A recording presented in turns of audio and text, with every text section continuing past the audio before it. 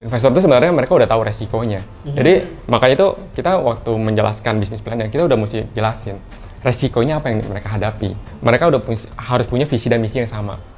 Kalau mereka misalnya emang dari awal nggak percaya, ya mendingan kita jangan jalan gitu loh. Karena yang paling susah itu adalah di awalnya. Jadi di awalnya itu sampai produknya jadi. Jadi begitu produknya udah jadi, kita mulai ke marketing itu kita bisa kasih handle ke orang lain, ke orang marketingnya sebenarnya. Pertama kali itu deck sebenarnya sih. Deck. Jadi deck ini sebenarnya kita udah mesti launchingnya dari tahun kemarin. Tapi karena ya akhir tahun ini kan kita udah siap-siap, ternyata kan ada COVID mulai menyebar. Sementara kita punya target kan rumah sakit, klinik, itu maksudnya salah satu yang utama. Jadi kita mau nggak mau kita hold dulu nih sampai saat ini. Makanya kan kita udah 8 bulan hold dan sekarang kita baru mau launching lagi. Grand launching lah kita sebutnya. Sebenarnya deck ini kita sebutnya seperti social network tapi spesial untuk bisnis. Jadi kalau misalnya suatu saat kita ketemu orang, biasanya kita tukaran business card. Tapi dengan adanya pandemi sekarang ini tuh kita jadi takut untuk bertukar business card ini. Makanya dengan adanya deck ini, kita nggak perlu lagi tukeran, cukup scan aja, kita langsung dapat kartu namanya. Dan selain kartu namanya, kita juga dapat portofolio atau brosurnya. Jadi kalau misalkan ada katalog, misalkan contoh ada katalog tentang meja atau sofa, kita bisa langsung dapetin di deck ini. Di dalam kartu nama itu kita bisa tambahin aplikasi. Kita sebutnya deck apps. Jadi di deck apps itu nanti kita bisa bikin queue antrian. Jadi itu berguna untuk dokter atau klinik, rumah sakit, tempat makan. Juga bisa bikin booking untuk restoran. Bisa bikin tracking. Kalau kita punya service center, kita bisa track kapan orderan kita udah selesai diproses, kapan orderan kita udah selesai gitu loh. Jadi deck ini sebenarnya ide dari pengalaman saya pribadi dan juga dari teman-teman yang mempunyai pengalaman yang sama kayak saya. Jadi kita sering bawa kartu nama fisik biasanya. Begitu kita ketemu banyak orang, rekan bisnis yang baru, kita suka lupa atau suka kehabisan. Jadi itu repot banget. Sebaliknya, ketika kita dapat kartu nama yang banyak, itu suka tercecer atau hilang. Startup ini kenapa harus dibikin? Ketika kita itu ada masalah, ada problem yang kita belum dipecahkan. Jadi tujuan startup itu memecahkan masalah yang masih ada. Jadi kalau kita udah cari solusi yang ada nggak sih kira-kira yang udah ada nih, kalau kita belum ketemu ya kita bikin startup baru gitu loh. Dan yang paling penting itu adalah punya value. Jadi kalau misalkan tadi kita sempat bahas sebentar nih sama Sismay. Jadi profit dulu atau value dulu. Kalau saya selalu percaya kita bikin value dulu over profit. Jadi kalau kita bisa memberikan sesuatu yang bisa membantu kualitas hidup orang lain, itu di situ tuh profit itu akan datang dengan sendirinya. Dan saya mungkin itu adalah idealisme saya sendiri sih. Tantangannya, jadi tantangan kita kalau untuk software development, nggak cuman untuk startup ya, adalah waktu dan uang. Dua itu yang constraint kita yang paling utama. Tantangan kita yang paling utama tuh dua itu selalu. Kita mau bikin software untuk kantor kita, usaha kita, restoran kita, selalu cuma dua itu, waktu dan uang. Gitu loh. Sementara kita kan startup itu kan kecil ya, maksudnya baru mulai, kita belum punya uang, maksudnya waktu kita juga mungkin masih sambil kerja. Jadi kita tuh mesti pintar-pintar mengatur waktu dan coba mencari investor. Investor itu sendiri mungkin dapat dari mana investor gitu kan? Sementara kita bisa cari investor-investor itu sebenarnya dari orang-orang yang dekat kita dulu. Jadi bisa aja orang tua misalkan, orang tua kita, saudara mungkin, teman-teman. Dari sana baru kita udah dapat, bisa bikin prototype, kita bisa kasih lihat prototipenya ke investor, ya investor baru tertarik. Karena jarang sekali kita ketemu investor, kita cerita ya, saya mau bikin ini gitu, tapi investor tuh nggak ngeliat apa-apa, mereka nggak akan tertarik. Jadi pertama itu kita mesti menjelaskan problem yang ada. Jadi masalah yang ada ini apa sebenarnya. Kedua itu adalah solusi bagaimana kita memecahkan masalah yang tadi. Ketiga ini adalah kita menjelaskan value-nya. Deck ini sebenarnya tujuannya itu simple, kita mau membantu orang yang sebenarnya untuk mencetak kartu nama atau brosur itu sebenarnya suatu hal yang mahal buat mereka.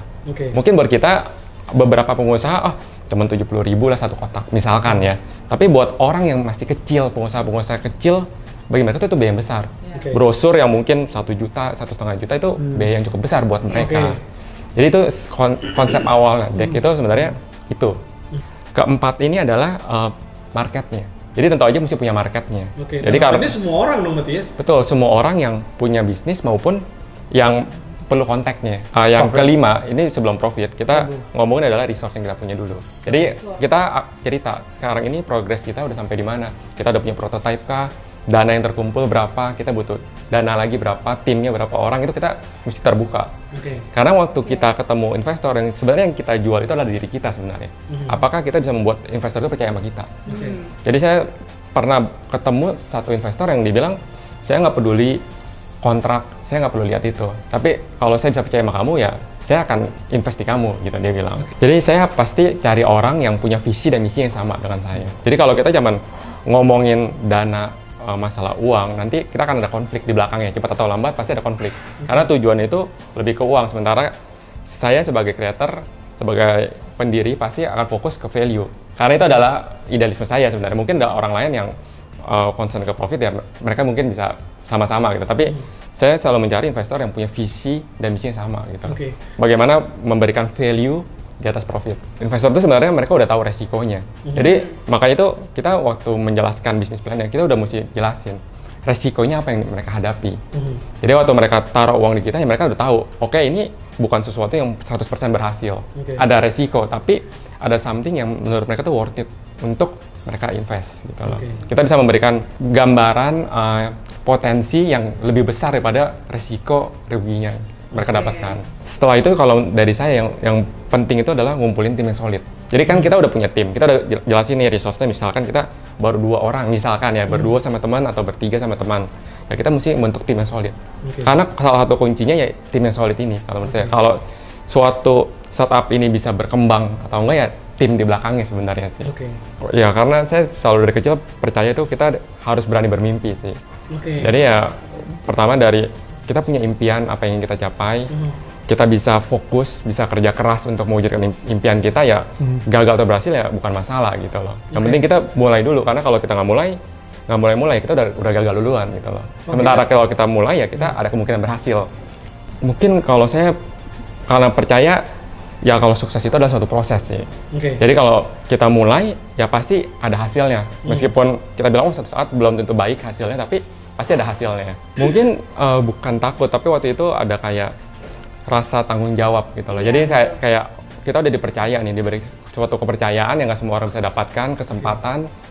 Kita harus bisa berusaha mewujudkan gitu loh. Karena kalau startup ini udah bisa bertahan 3 tahun setidaknya, ya kita udah pasti ya kita bisa berkembang. Kalau soal kebanyakan startup itu 80% itu pasti down-nya tahun ketiga lah. Salah satu contohnya misalkan mengelola dana investasi dari investor tuh dengan cara yang nggak tepat misalkan. Jadi kenapa kalau saya jelasin juga, tadi sempat ngobrol, saya selalu bentuk tim itu tim kecil. Saya nggak pernah bentuk tim yang sampai puluhan orang, saya nggak kayak gitu. Saya lebih suka orang-orang yang benar-benar dibutuhkan oleh suatu perusahaan. Ya Mata ini face recognition, kita pakai AI buat mengenali muka anak. Jadi kalau biasa ini masalahnya, saya cerita dari masalahnya dulu urutannya. Masalah itu zaman sekarang ini kebanyakan kita orang tua tuh sibuk. Kita nggak ada waktu untuk ngantar anak kita ke sekolah atau jemput anak kita dari sekolah. Kebanyakan kan supir atau suster yang antar jemput.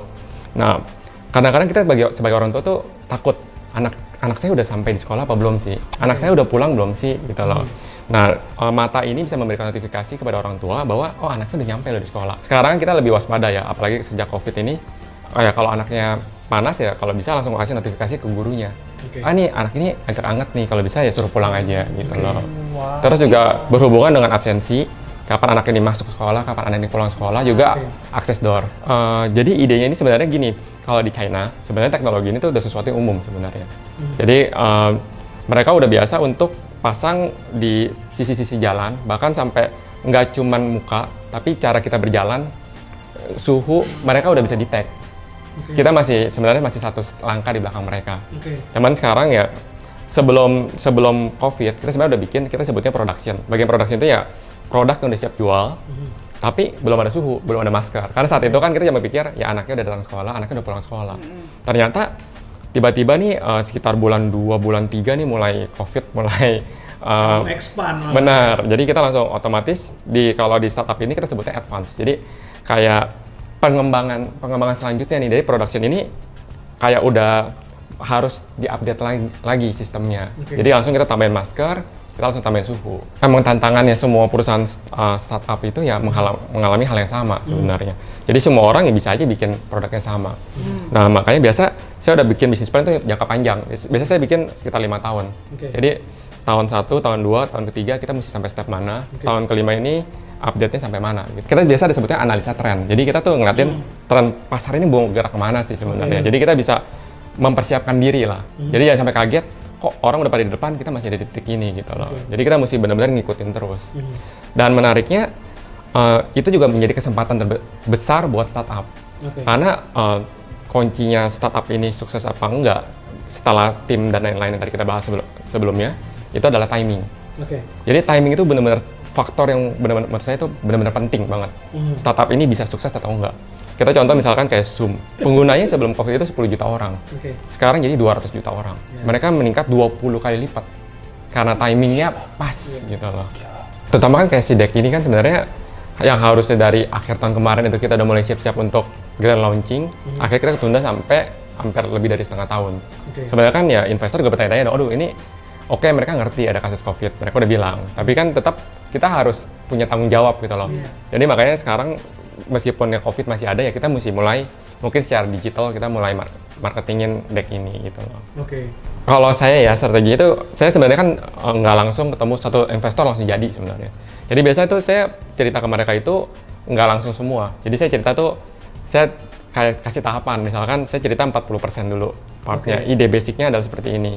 Habis itu tahap kedua kita ketemu lagi, jadi kita akan beberapa kali meeting, nggak sekali langsung jadi. Karena saya selalu punya, selain akta, kita sebut akta pendirian perusahaan, saya biasa punya perjanjian yang benar-benar private antara saya dan pemegang-pemegang saham. Jadi kita punya 2 kontrak, dan seperti yang saya pernah belajar bahwa ya kita percaya sama mereka dulu sih, bukan karena kontraknya, tapi karena saya percaya sama mereka. Startup itu kita harus anggap seperti anak-anak kita sebenarnya. Jadi kita anggap sekarang punya 5 anak. Sebenarnya kalau dibilang pusing nggak, sebenarnya jujur saya pusing juga sih sebenarnya. Tapi benar ada 5. Tapi karena kita ada tim di belakangnya yang maksudnya ya nggak saya sendiri semua, ya saya tinggal bantu ngawasin supaya anak-anak saya tuh berjalan di jalan yang benar gitu loh. Nanti setelah misalkan mereka udah berjalan, sebenarnya kita akan jadi jauh lebih mudah lah. Karena yang paling susah itu adalah di awalnya. Jadi di awalnya tuh sampai produknya jadi. Jadi begitu produknya udah jadi, kita mulai ke marketing, itu kita bisa kasih handle ke orang lain, ke orang marketingnya sebenarnya. Jadi sebenarnya saya tuh bertahap sih. Jadi saya membesarkan satu anak udah selesai, saya lanjut ke anak kedua, anak ketiga dan seterusnya. Jadi saya nggak sekaligus tuh jalan semua gitu loh, nggak bisa. Karena itu mesti butuh fokus yang besar. Jadi ada waktu, tenaga yang kita mesti sisihkan untuk mereka gitu. Menurut saya itu tricky sih untuk menghandle orang-orang IT, karena untuk menghandle manusia ya, maksud saya kan biasa ngomong sama komputer yang udah kalau nggak 1 ya 0 gitu kan. Kalau biasa untuk menghandle manusia itu jauh lebih susah sebenarnya dibandingkan kita berhubungan sama komputer. Berhubungan sama orang IT itu lebih susah lagi. Sebenarnya saya rasa kita juga kalau buka usaha mungkin akan mirip seperti itu sih. Maksudnya ya kalau usaha kita udah berjalan beberapa tahun mungkin ya udah lebih stabil sih. Mungkin agak mirip lah sebenarnya.